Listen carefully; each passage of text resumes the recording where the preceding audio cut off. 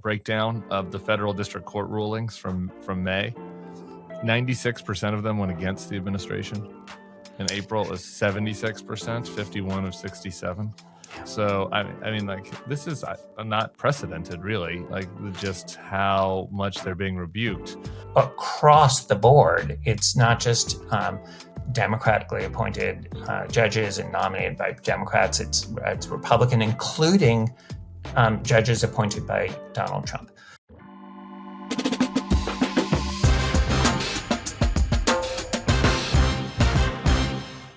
Hello and welcome to the Bulwark Podcast. I'm your host, Tim Miller. Delighted to welcome back Professor of Practice at NYU Law School. He was a lead prosecutor of Bob Mueller's investigation of the Russia interference in the 2016 election, which actually did happen, and chief of the fraud section at the Department of Justice. He co-hosts the podcast Main Justice with Mary McCord. He's got a Substack called Behind the Headlines. He's on a little bit of a sabbatical, but not too much of one to, take a break from hanging out with me. It's Andry Weissmann. Hello, how are you? This is kind of like vacation, being with me. Is that's sort of true, right? Really, that's like a straight line for me to say. Many people say it's work, but I won't. No, you're absolutely right. Look, it is always a pleasure. Back at you, my friend. We have a lot happening. In the news. There is. Yep. And plenty in the legal front. And I was going through the outline, and I don't want to make the entire podcast about immigration law, but we got to do a lot of immigration law. Unfortunately, I think it's the nature of our moment. But we have today, so the governor of California, Gavin Newsom, the attorney general, Rob Bonta, are filing a lawsuit against the administration. There's a hearing today. They are suing to end what they call illegal and unnecessary takeover of the California National Guard unit. They argue the takeover violates the Constitution and exceeds the president's Title X authority. What do you make of that? Is there anything there? The Trump Justice Department says that's a political stunt. There's nothing to it.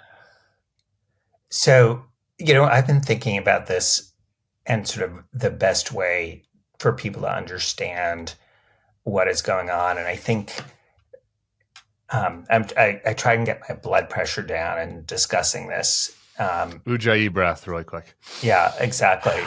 I think you have to look at this, and you have to look at the way that this administration invoked the Alien Enemies Act to deport people to El Salvador in the same context.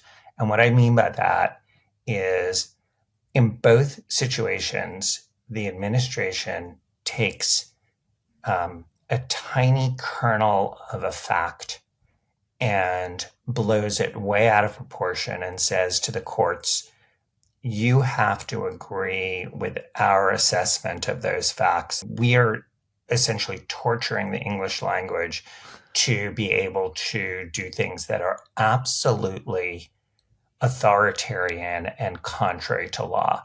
So in the Alien Enemies Act, the idea that we're invaded by the TDA gang is not true. There are 4 federal courts that have said, no way, that is torturing the English language. What is going on in LA is the same thing. People who participate in a demonstration where a small fraction of them do something illegal and participate in violence is not an invasion. It is not a rebellion. It is not an attempted or risk of rebellion. It is not a situation where law enforcement cannot do its job anymore. Just to be clear, the law to send those people in requires there to be an invasion or rebellion, or the law enforcement can't be sent in. So there takes some kernel of a problem, blow it completely out of proportion in order to have an authoritarian regime where people are denied their rights. It is so outlandish, and the courts, unfortunately, have developed law in the context of thinking about normal administrations, where you don't have somebody acting, in my view, in complete bad faith in the way that they're assessing the facts. Yeah. And so I guess my question then in this case is, all right, So let's say, I'm actually not sure which court, which circuit is hearing the Newsom case today. I assume one of the California ones, but assuming they agree. It's San Francisco. Yep. Yeah. So assuming they agree with that assessment from you, like, then what?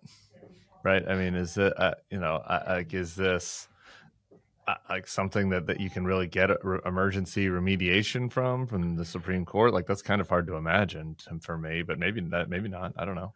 Well, assuming the court agrees that this is not lawful, they can say that you cannot, you can't have 4,000 National Guard troops there. It's a slightly different issue when you're sending in federal military. So the Marines is a different legal structure, but it would be relevant to the 4,000 people there. By the way, one thing, since I'm discussing this as a lawyer, it is important to remember, just as a human being, talk about a complete overreaction to the situation. I mean, the reason that I think the law point I make, which is this is escalating something and torturing the English language to be authoritarian, is because of the obvious point, which is you do not need to send in 4,700 military people to deal with this situation. I mean, this is supposed to be de-escalating, not escalating. Right. So it just tells you exactly what's going on. Well, they want it. I mean, the politics of it, I was reading a Real Clear Politics article this morning where, like, they're on the record. It's not like TDS or MSNBC talk to be like, they want disorder. They say it. Trump says it. Like, the MAGA advisors are like, this will be good for us in the midterms. They're not trying to quell the disorder. They are reveling in it. And so, I do think about that. The other side of this political coin, though, right, is like, okay, I do think that's kind of, regardless of whether it's true on the law, like I think you get to a pretty concerning place if it's like, okay, some judge in San Francisco says that the president of the United States can't call in National Guard troops, right? I do think that is a very dicey political situation, right? I mean, it's something that you'd really have to take up to the Supreme Court. Right? Yeah, no, look, it is the kind of thing that would go up, and it would go up very quickly. But, let me just give you an example of something where the courts, it's from a long time ago, but when President Truman tried to take over the steel mills and said, I need to do this because we need the steel for our military to fight in Korea, the Supreme Court said, no way. This is a civilian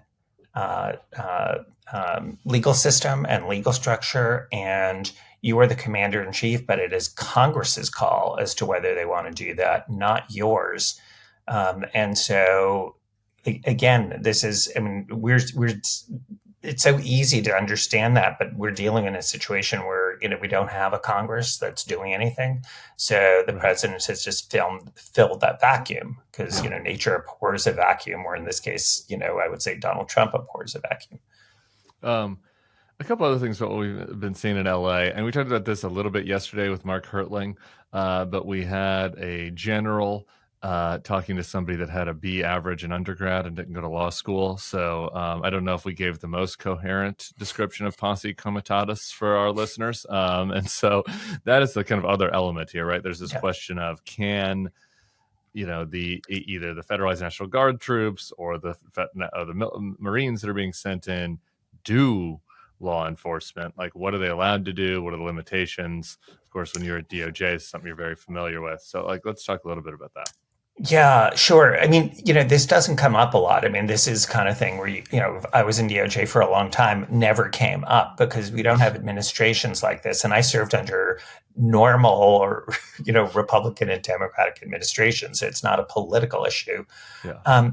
So here's the thing. I don't recall coming up in Republican politics that there was a big anti-posse comitatus kind of wing of the party. People who are very excited to take the military and policify them, but here we are. Yeah. So the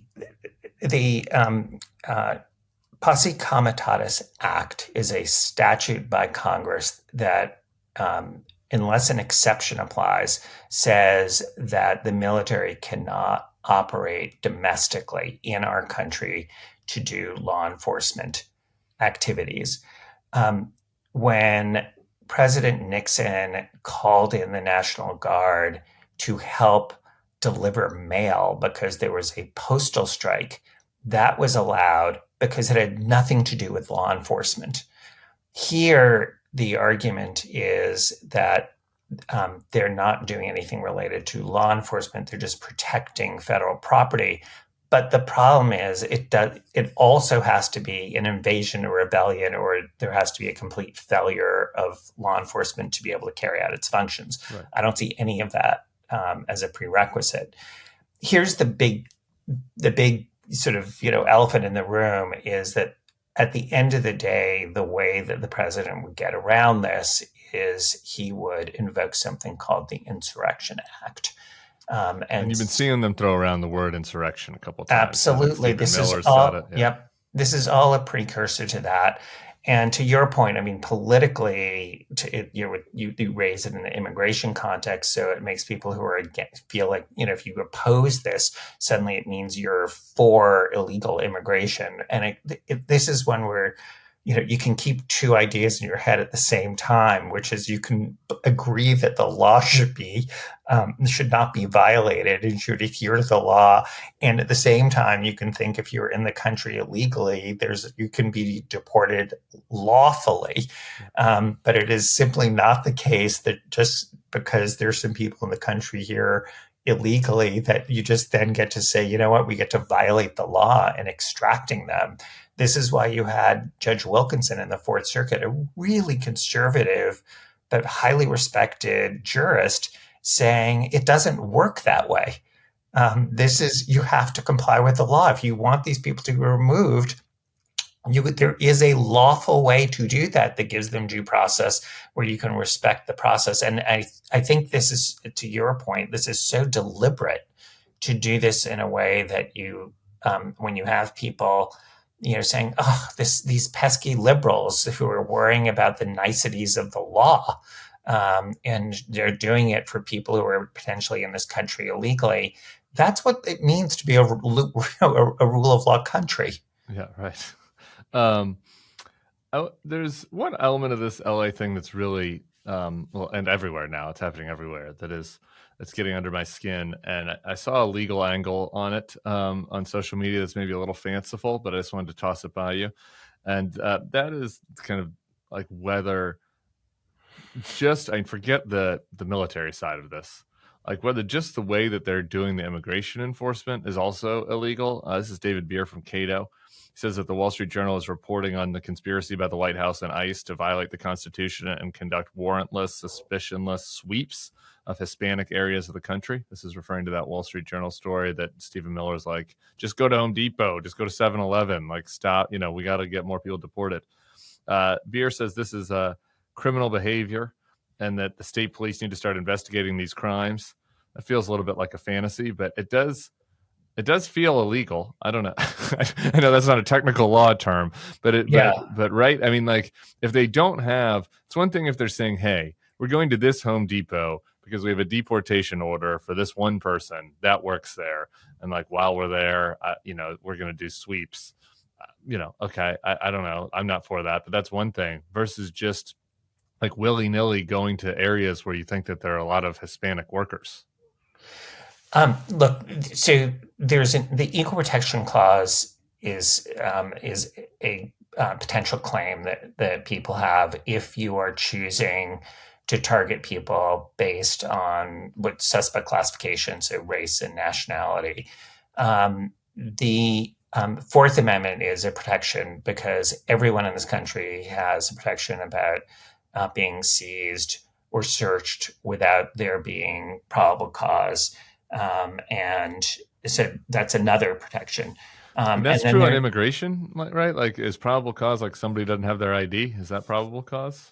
I don't know. Well, you would have to have a basis for just knowing that they don't have their ID. I mean, Yes, you can, just to be clear though, you can go up to anybody, assuming you're not targeting them for an improper, unconstitutional purpose. You can go up to anyone and voluntarily ask them can I see your papers, et cetera. But the person doesn't have to respond. Though the law is very liberal, though, in terms of what law enforcement can do. But here's the real problem: is that in general, what we're seeing is the administration is not giving those people their day in court. So all of these things where you're saying, oh, well, they might have a constitutional claim about, or I'm saying they might have a constitutional claim on the Equal Protection Clause, or they may have violated various immigration rules in doing this, or the Fourth Amendment in doing this. All of that presupposes that they're going to have an opportunity to be heard. The reason that you had the Supreme Court rule 9-0, not once, but twice, in this area is because this administration has denied due process to the people who have been summarily extracted from this country without due process of law. So they don't have the opportunity to raise any of these claims. That leads me to a couple other things I wanted to get you on. Just generally speaking, I want to get back to some of the immigration stuff, but overall, like the Trump Justice Department's failures, and I wonder what you think and when this might come to a head. I was asking before I had you on, our very capable lesbian in-house attorney for advice on what we should talk about, and she pointed me to a breakdown of the federal district court rulings from May. 96% of them went against the administration. In April is 76%, 51 of 67. Yeah. So I mean, like, this is not precedented, really. Like, just how much they're being rebuked. But okay, like, what are the implications of that, like, level of failure? So first, the administration says about that, see, look how unfair the courts are. Right. And, the other response to that is, no, when you have an administration that has never done so many things that are illegal, and the reason it is the latter and not the administration is you can look at the identity of the judges who are doing this. And the identity of the judges is across the board. It's not just democratically appointed judges and nominated by Democrats. It's Republican, including judges appointed by Donald Trump. And so that's a huge issue. I think there's the other thing that I think gets not enough attention is that there's a lot of things that the Department of Justice is doing that is lawful but outrageous. So, we're talking about the things that are outrageous and unlawful. But as a friend of mine said, who's a Republican and a former white collar prosecutor, he said, this is the golden, age for being a white collar criminal. Yeah. It is just a shutdown of the public integrity section, the fraud section that I used to run at the Department of Justice. They just announced essentially that Foreign Corrupt Practices Act prosecutions are being destroyed. So for those of us who aren't familiar, like what is in the fraud section? Like what are some of the things that you were prosecuting that now we're not going to be looking into? One of the really big cases that we did as I was leaving was the Volkswagen case. So Volkswagen had gamed the system and was selling cars as environmentally friendly when in fact they basically turned off, they were anything but. They sort of figured out a way to turn on the environmentally friendly engine when it was being tested, and then immediately it went off. And this was, yeah, and just, people in Germany are now being prosecuted for it. People were prosecuted here. The company paid a fortune here and pled guilty to a felony. And it was an unusual corporate crime because it was actually orchestrated from above, and the way it sort of was discovered was that people below were like, you know what, we're not down with this. Yeah. So that's one example. There are corporations that were like Enron, huge financial institutions engaged in various frauds that affect millions and millions of people across the country. Maybe? Was Theranos in the fraud section? Theranos was not in the fraud section, but let me give you just another example of crimes that the fraud section prosecuted in the healthcare unit. This is just one example. A doctor who falsely told his patients that they had cancer so that he could charge them for chemotherapy, and then also wasn't actually even treating them for what was there. So not only did they go through, chemotherapy is not a benign thing to go through. So they went through all of that. They went through the psychic issue of that. Their family went through it, all for greed. And so these are really, I mean, so you can have, that's sort of an outrageous crime on a small scale. And then there were crimes that, huge corporate crimes that affect people, can affect people monetarily, can affect the environment, like Volkswagen. All of these are really, really important things. And, this administration is saying, essentially, if you're a rich white person, we're not really in the business of looking out for, the crimes that you're committing. I basically spent 20 years of my life. I was basically prosecuting sort of like corporate executives. And it's just hard to see that that's going to go on anymore. Yeah. I mean, well, it's because when they talk about law and order, they're not talking about that, right?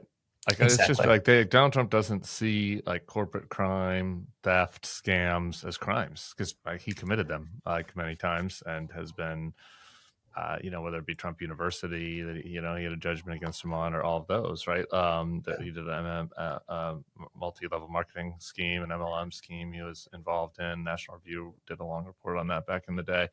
So, I mean, I think that's like a big part of this. Yeah, I mean, let's not forget, he is a convicted felon. Thank you. I mean, yeah. I mean, right. If you have a criminal, if you have a white collar criminal in the White House, I'm not surprised by the fact that he doesn't want to go after white collar crime. It's just, you remember on day one that Pam Bondi started as the Attorney General, she issued, it's a lawful thing to do, but she issued a memorandum basically gutting, all of these areas that are so important for holding people to account and also equal justice. It should not be because you're rich that or white, which, can correlate, that you suddenly are immune from criminal investigation.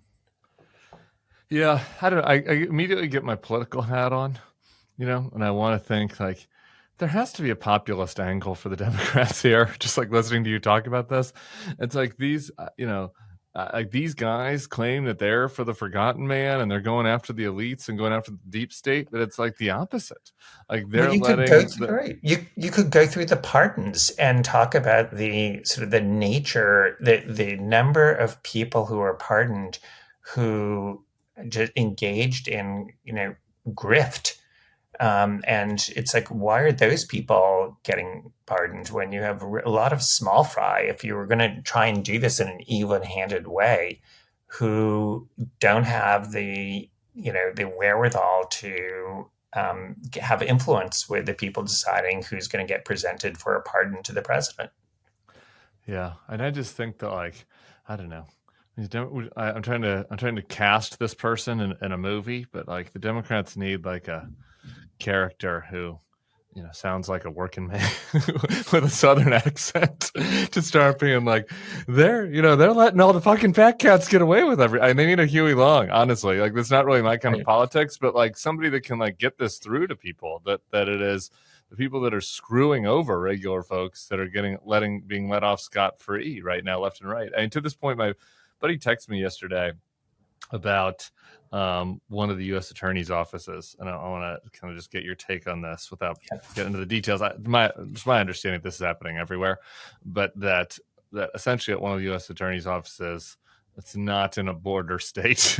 They're still redirecting resources essentially entirely to immigration issues, and that they have people coming in from DC that are focused on that, and the folks that are working on stuff at out in these various regional offices maybe not all of them, but a good proportion of them are being pushed to, focus their energies and resources on immigration. And is that your kind of understanding? And how does that, and just talk to us about how that works, like from being inside DOJ. Sure. And this is an example of elections have consequences. I mean, there's nothing, just to be put it in context of our broader conversation, there's nothing unlawful about it. It's just a question of, is it something that as you're listening to this and your viewers are watching, are they sitting there going, hey, this is a good idea? So a U.S. Attorney's Office that's at a federal level. They're not that big. Even the largest are not that big. I worked in the U.S. Attorney's Office in the Eastern District of New York. That's sort of Brooklyn and Queens. It's a part of the New York offices. And that was about 100 or so criminal prosecutors. That's really big for a U.S. Attorney's Office. If you suddenly take people and say, okay, 30 of you are now being moved. So the other things that are being looked at are organized crime, gang prosecutions, gangs that are sort of emerging gangs that prey on lawful immigrant groups that come to New York that are now, I mean, that's sort of traditionally how gangs start. You have white collar crime that we've talked about, and suddenly you're pulling resources from that, all sorts of economic crime, and then you have terrorism, and that I think this administration is acting as if there is no domestic or foreign terrorism threat, and that is just so foolhardy to think that, and so you are pulling those resources, and that's why the sort of a rational discussion is about what is the cost of doing this, and so that is where it just doesn't make a lot of sense to me that you would be doing that when you really need that. You have limited federal resources, and there's so much that really has to be done at the federal level. To prosecute the kinds of cases we're talking about. No, you got to hit your quota with Stephen Miller. You don't want Harry Miller getting mad at you. Right. So just like a process. Like I'm trying to understand how this works and like how much independence everybody has. So when you were at the Eastern District of New York, like do you talk to the Deputy Attorney General and are like, here's the kind of cases we're prioritizing? Or they how would Todd Blanche or whoever would be the point person at DOJ influence this? So that is one where, as a matter of sort of what can DOJ in fact do, DOJ in fact can instruct and tell the local offices exactly what they have to do and how they're going to allocate within congressional bounds. But they actually have that power. It's just that in most administrations, it is exercised only around the edges. There's an enormous amount of deference to the U.S. attorney for a whole variety of reasons, but usually it's because the U.S. attorney was selected by a sitting senator who gets proposed to the president, and then the U.S. attorney is actually nominated by the president. So they have some independent clout, and so usually the attorney general and the deputy attorney general sort of are careful before they step on those toes. But, Pam Bondi and Todd Blanche can just reach in and say, do this and don't do that. We saw that in the Eric Adams case, where they basically pulled the case eventually from the Southern District of New York and moved it to DC. And they directed them as to exactly what they were going to do, including saying that you're going to move to dismiss the case without prejudice. And you saw what happened, which was people both in the field in the Southern District of New York and people in public integrity resigned over it, which is completely abnormal. It's just, that is something, the only time we've seen that in any recent time is in Trump 1.0. Yeah. Meanwhile, Andrew, Eric Adams might end up being your best option for mayor in your city up there. We'll see how it shakes out. You got the Beret guy as a Republican. Who knows? The Democratic field is Cuomo. Yeah, I can't really. I don't do like political politics things, but I know. I just there are in fact better options. There are better options than the Beret man and Eric Adams and Andrew Cuomo. Yes, we'll see. TBD on that. I don't know. That's a bold statement. We'll see how your wise fellow citizens. Vote. What I'm saying, there are better options. I'm not sure they're polling all that well, but I'm just saying there are better options. I mean, I might as well tease it now. I have a little interview with Zoran, who's on the far left for me, coming up. Maybe we might have a bonus pod for people this weekend, so keep an eye out for that. It's quite the field that you've got there. There are the low. It feels welcoming for me now that I've left the Republican Party and more aligned on the other side. My favorite Republican was always the one finishing in last in the primaries and all of these things, because I always liked the moderate squish. And right. Now I just am living the same experience. My favorite Democratic person in the mayor's primary has 2%. So, it's just the people and I are not aligned, unfortunately. All right, y'all. I've been trying to get in shape for Pride Month. Going to the gym from time to time, and was in the market for some new, gym clothes with the mesh liners. I'm sure those of you that go to the gym know what I'm talking about. I don't know. I'm doing my best over here. And luckily, we got a new sponsor that provided in my moment of need. It's Fair Harbor. This episode is brought to you by Fair Harbor, the makers of the world's most comfortable swimwear. If you're heading to the beach or have a vacation coming up, you can pack their breeze knit lined trunks and say goodbye to mesh lining forever. I should mention, related to the intro, I wear Speedos. So the need for the Fair Harbor trunks look great for trunk if you're a long trunk person. But hence the reference to why I'm using them at the gym. The mesh lining and swim trunks that every guy hates? With Fair Harbor's built-in boxer brief liner, their trunks are softer than anything you have ever felt before. Fair Harbor trunks are perfect for swimming, lounging, or soaking up some sun. A variety of designs and styles make finding your favorite pair easy. And Fair Harbor's super soft built-in liner keeps you comfortable all day. You'll never go back to the mesh line trunks again. I already put mine on. They're in kind of a coral red color. Looking good. Gotta tell you, I'm into it. Maybe a Father's Day gift. Along with swim trunks, Fair Harbor carries a full line of casual clothing. I picked up a linen shirt. Their shorts, shirts, and hoodies let you relax beyond the beach. And if the rest of the family gets jealous, they've got kids' styles too. Ready to ditch your old swimwear? Fair Harbor makes the most comfortable trunks you'll ever wear. Chafe-free, quick-drying, and built for all-day comfort. Upgrade your collection and get 15% off your first purchase. Head to fairharborclothing.com/bulwark and use code BULWARK for 20% off your first purchase. Once again, that's Fair Harbor, HARBOR, clothing.com/bulwark. What else do I have for you? All right. Comey. When I Comey on, I asked about this, but I also want your take. I'm obsessed with this, because again, it's something that, having not been in any of these agencies, I don't really understand how it works, like the process works. But the DHS is just spending way more than they have been allocated. And Kristi Noem, and they're just and Chris Murphy really put it to Kristi Noem on this the other day. And I want to play that for you and just kind of get your thoughts on it. I say this with seriousness and respect, but your department is out of control. You are spending like you don't have a budget. You're on the verge of running out of money for the fiscal year. You are illegally refusing to spend funds that have been authorized by this Congress and appropriated by this committee. You are ignoring the immigration laws of this nation, implementing a brand new immigration system that you have invented that has little relation to the statutes that you are required, that you are commanded to follow, as spelled out in your oath of office. You are routinely violating the rights of immigrants who may not be citizens, but whether you like it or not, they have constitutional and statutory rights when they reside in the United States. We've covered the second half of that quite a bit, but on the first half, it really strong there from Chris Murphy. On the first half, how did it, I guess if Congress doesn't care, they can just spend what they want, but where are they getting the money from? I don't understand how it's working.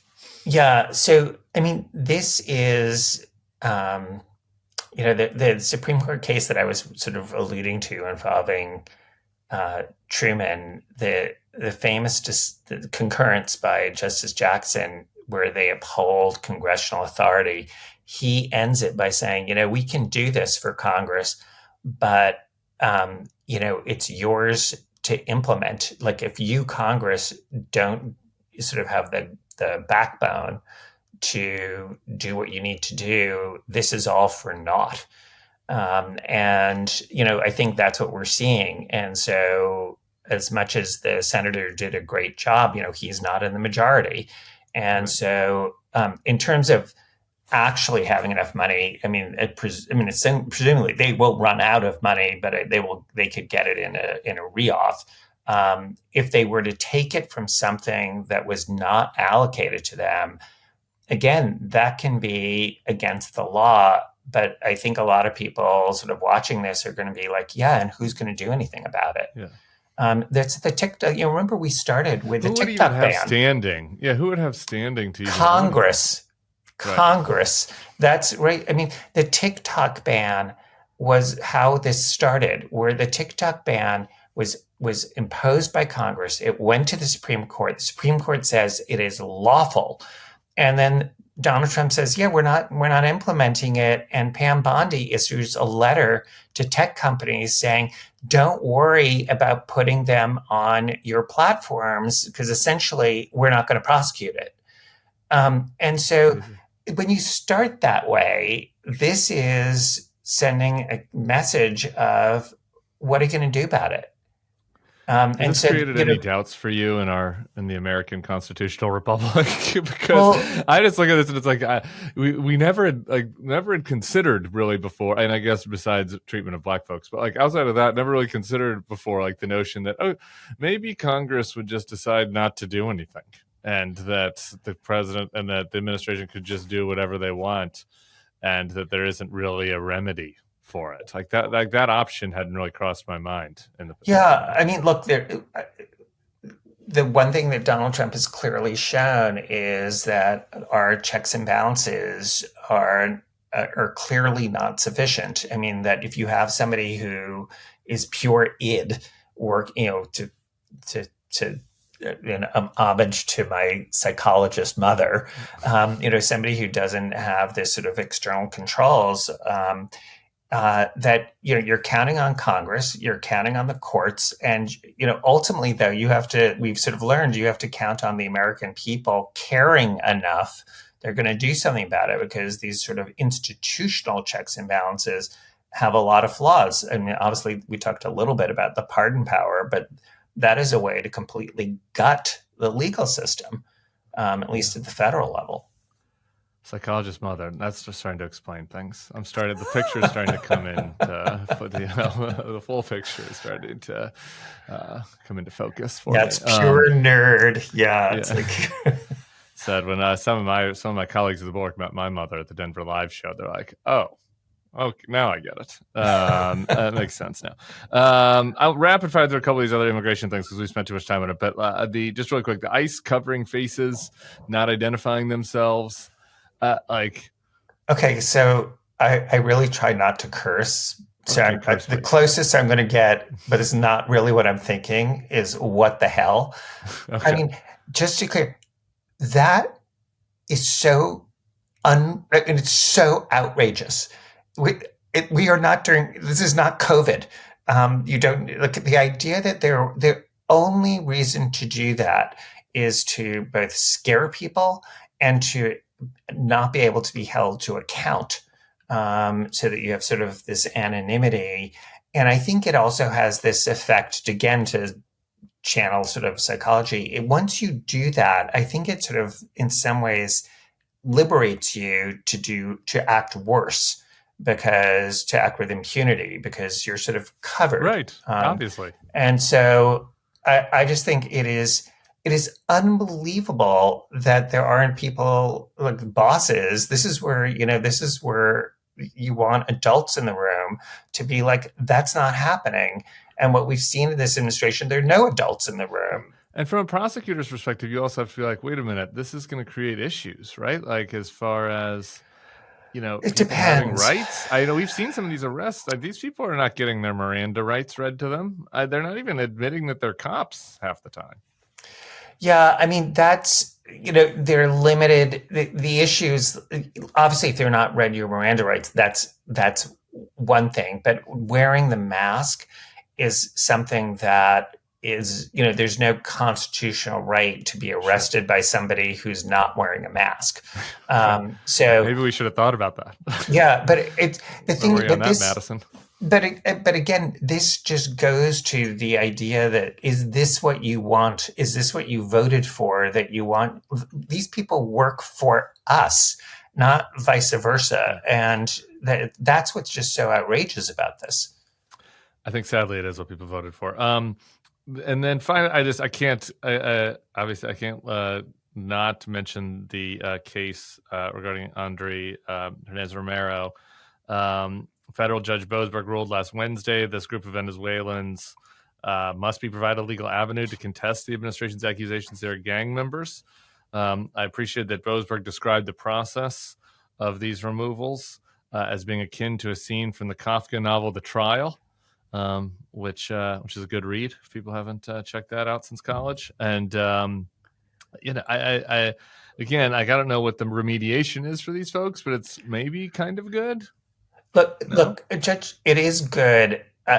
We just had our podcast on this, Justice, and I have to say I'm a little exasperated. I mean, it's a 60-plus page decision that, yes, it does say they can be a class action, but the heart of it is something that I think American citizens are like, wait a second, you said these people have due process rights and they're entitled to be there. You have to do something, government, to facilitate their release and so they have a right to have to be heard and to be heard in court. That was already said by the Supreme Court, not once, but twice. I was just like, Judge Boasberg, can we move on? I mean, it just read to me like you need to just get to the point where the government either is going to agree to the court order or not, and just have a fine point on it. You have to actually just say we're doing it. And I think what he ended up saying is, okay, I'm going to turn to the government and say, what are you proposing? That could have been done as soon as the Supreme Court said for the first time that their due process rights were violated, or maybe it could have been done right after the second time. And the reason you're hearing this exasperation, and I have enormous respect for Judge Boasberg, is these people are still in a godforsaken foreign prison where they were put in violation of due process. That is not me saying that. That's the Supreme Court 920. So these people's rights are currently being violated. There should be some sense of urgency about remedying it. It's not crazy to say their life is in danger. I mean, talk about urgency. Absolutely. Seen this prison, like, we don't have proof of life for Andry and some of these people. I mean, can you just think about this? Let's assume that there is one person there who they put there by mistake. And we know that's already true with respect to Abrego Garcia, that he was not supposed to have been taken in violation of a court order. So that means that person is denied their day in court. So it is the reason for the exasperation on my part is it's hard to imagine if these were people with clout politically in a different economic and racial composition, that there would be the tolerance for the amount of delay that has gone on while they're stuck in a prison. Amen to that. Okay, last. I lied. One more last immigration one because we just have to hit it. With regards to Mahmoud Khalil, District Judge Michael Farbiars, there we go, said he could not be removed or detained based on Rubio's determination. The government has till tomorrow morning at the time of our taping right now, to appeal. I saw some folks saying they expect Khalil out in the next week. Where are you at on the Khalil saga? We'll see. I mean, I could see them just appealing it on that. I mean, we'll see. The district judge did sort of give the government time to potentially appeal to the Third Circuit. I'm not really sure why they wouldn't do that. They seem the only cases I know where they really haven't appealed is in the law firm cases where I think they've gotten everything they want, so there's no reason for them to appeal. My one piece of good news that I keep trying to bring up when discussing all these immigration cases is with regards to Khalil and so in both the kind of whatever you want to call the bucket of State Department deciding you're a bad student and we can detain you bucket, and the DHS deciding you're a gang member based on your tattoos and we can send you to a foreign gulag bucket. There's no reason to believe that they had planned on stopping where they stopped, right? Like the Khalil and Ozturk and this group, including Andry and others that were sent to Venezuela, like that was the plan. Like they were planning on sending more people to El Salvador, and they're planning on taking more student leaders, and they haven't yet. Doesn't mean that they can't start again between now and when this taping comes out, but it does feel like a win for both the legal and political pushback on this, that kind of we're still talking about that same initial tranche of cases. Small silver lining there? No? I'd say small silver lining because it hasn't, on those things, it hasn't gotten appreciably worse. But, there's an endless array of outrage to go forward. I mean, the LA piece is just the beginning. This is a point that I'm not the first to make, which is I want to make sure everyone understands the president's directive was not targeted to LA. It applies to any place in the country. Yeah. And so, the number one sort of issue that I've been hearing from people about is, if we participate in a peaceful protest on Saturday or some other time, and one person is violent or somebody foments it to create a ruse, are we all going to get locked up? Is the military going to suddenly be brought in around the country? And, the idea that that's what we're talking about is that kind of chilling effect on the First Amendment is, it's hard for me to do the optimistic ending. Way to just take my silver lining and just like throw it in the trash compactor and turn on the we're shredding it.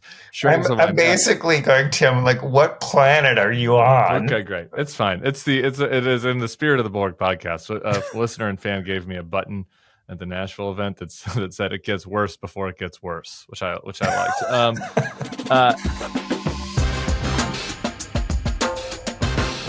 Listen, I'm no Tim the Toolman Taylor, okay, around the house fixing stuff. I don't know if that's a surprise to anybody.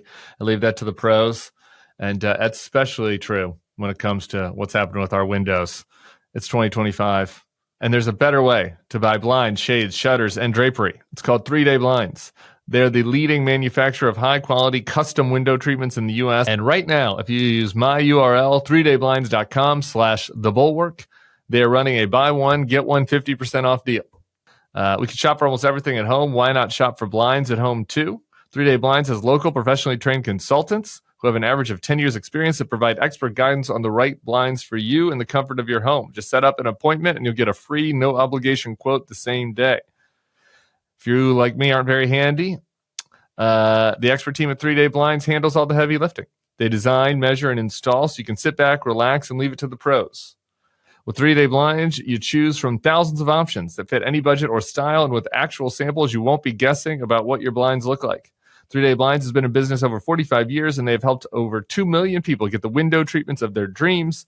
So they are a brand you can trust. Right now, get quality window treatments that fit your budget with 3-Day Blinds. Head to 3dayblinds.com/thebulwark for their buy one, get one 50% off deal on custom blinds, shades, shutters, and drapery. For a free, no charge, no obligation consultation, just head to 3dayblinds.com/thebulwark.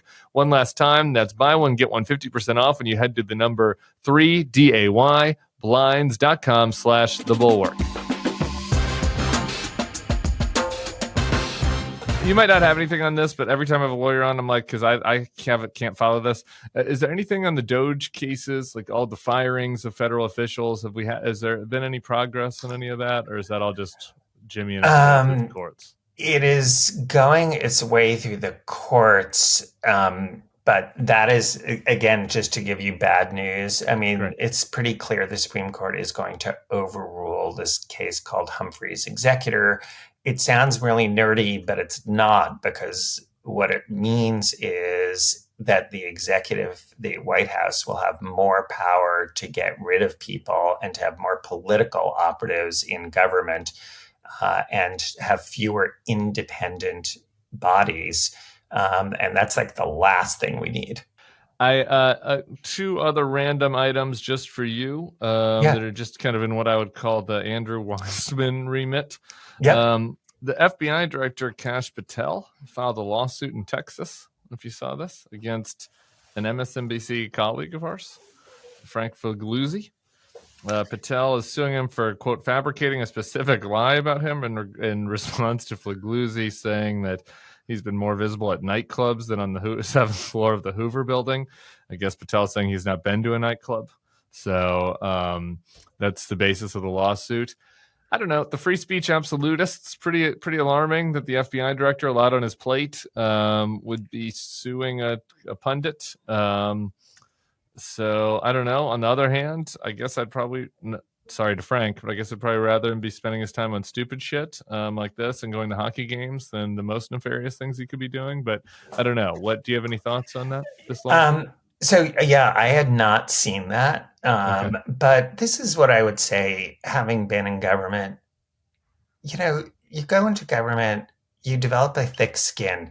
You're going to be criticized by people. Were you criticized at all at during the Mueller investigation? Yeah. I mean, any non-factual critiques of you from anyone across the entire let's see. Punditocracy? I guess it might. Let's see. Who can I think of who might have done that? Well, yeah, wait, the president.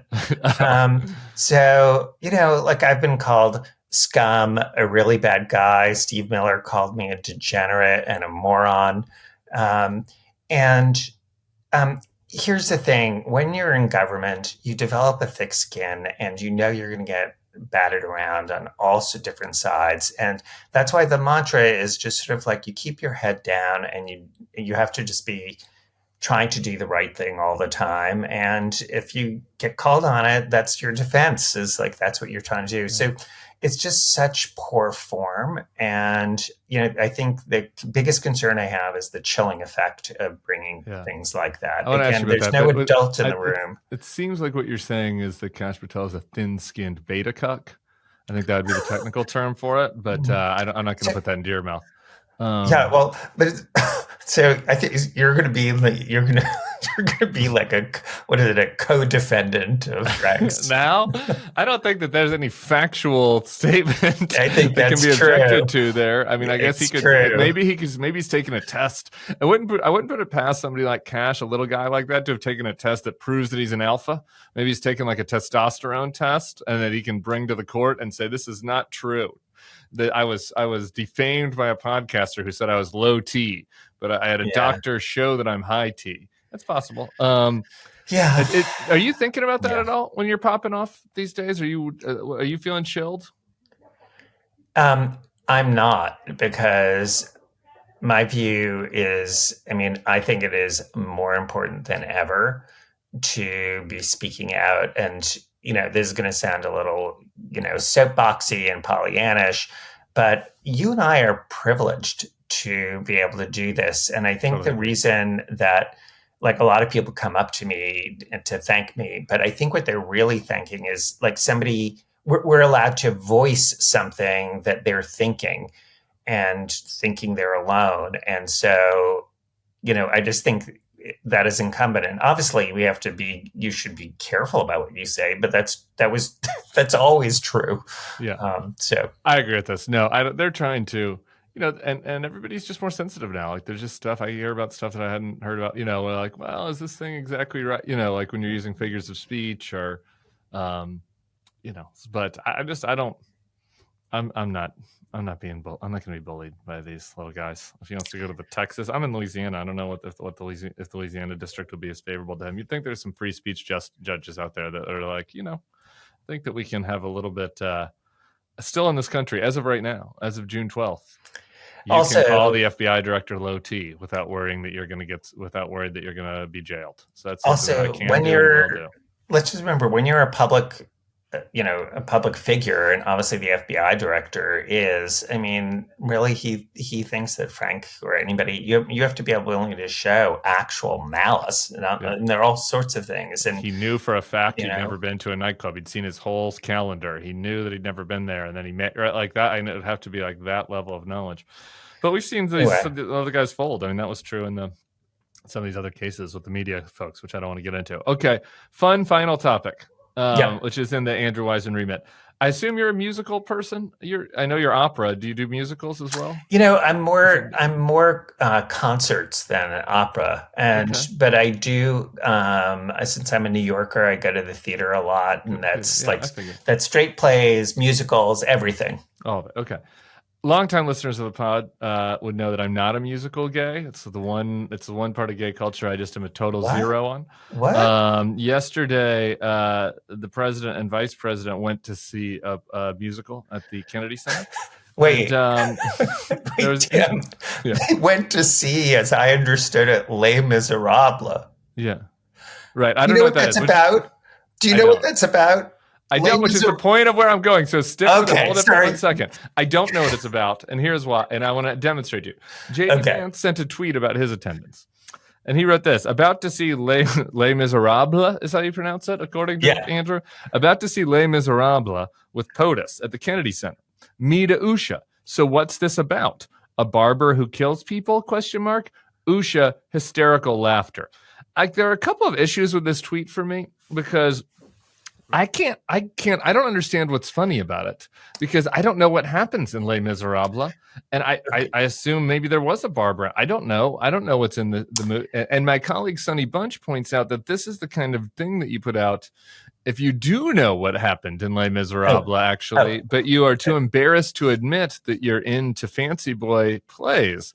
And it seems like J.D. Vance is doing that. He's pretending that he doesn't know because I literally don't understand the joke. So I'm hoping you can explain it to me. I can. And it is true that I agree with your colleague who says that he's doing this because he does know, but it's not for the reason that you're suggesting. So one, is it about a barber who kills people? That's based on the Stephen Sondheim musical, Sweeney Todd, which was about Sweeney Todd was a barber who killed people, and then they got chopped up. So J.D. Vance wanted to prove that he didn't know about musicals by referencing an even lesser known niche musical that I'd never heard of until can I just say never repeat that again, because it is an incredibly good Stephen Sondheim. Do you know who Stephen Sondheim is? I've heard the name Stephen Sondheim. I know that he's a person that exists. But if you said if the category in Jeopardy was Stephen Sondheim plays and then the first question was name one, I would have been unable to do that. Until right now I could do Sweeney Todd, I guess. So for all of the people who are watching this who are shocked beyond belief, the OGs know already. Okay, we're gonna have to do a little remedial help, but so he was referencing Stephen Sondheim's Sweeney Todd, which, by the way, they got chopped up and they got put into meat pies, and then people ate them. So it was a cannibalism musical. Okay. It's kind of hot, but. The reason he was doing this is Les Miserables is about the French Revolution. And it's about the people rising up against a king who is an authoritarian. So the idea that you have tanks going through Washington, D.C. in a military parade on Saturday. He has 4,700 military people being called in. It's like a bazooka to go after a fly in LA, and he's issuing all these orders, and he's going off to see Les Miserables. What do you say? Irony is now, or satire is now dead. Trump is a theater queen, so he knows. Does he not understand? Does he think that I don't know the plot, so maybe I'm missing. Does he think maybe the people that get overthrown are the heroes? Does he think the king is a hero? The king doesn't come off well in Les Miserables because what happened? Could he be confused? Could Trump be confused about that? You know what happens in the French Revolution to the king? Let's just say his head and the rest of him are separated. So maybe Trump doesn't identify with the king and thinks he's a nicer person. I don't know. What do you think is going through his little head? What are the little flies, buzzing What around does this up make there? America have the guillotine again? I mean, I'm not going to say what I would have thought about that because I don't want Kash Patel coming after me. But the guillotine, that's something to look into, I would say. I don't know. I'm open. As it's kind of similar to my thoughts about Cuck and El Salvador. It's something that I'm against until I start thinking about sending Marco there. And then all of a sudden I'm like, huh. You have a future in this administration. No, Andrew Weissmann, that's the meanest thing you could say. I kept you too long. You're on holiday. Okay. But it was enjoyable. It was kind of like a vacation. I was circling around to the beginning. You had fun. I did. All right. Well, thanks, brother. Enjoy the vacation. There'll be a lot of legal issues upcoming. So I'm sure we'll be having you back soon. Everybody else, we'll be back here for another edition of the Bulwark podcast tomorrow with one of your faves. We'll see you all then. Peace.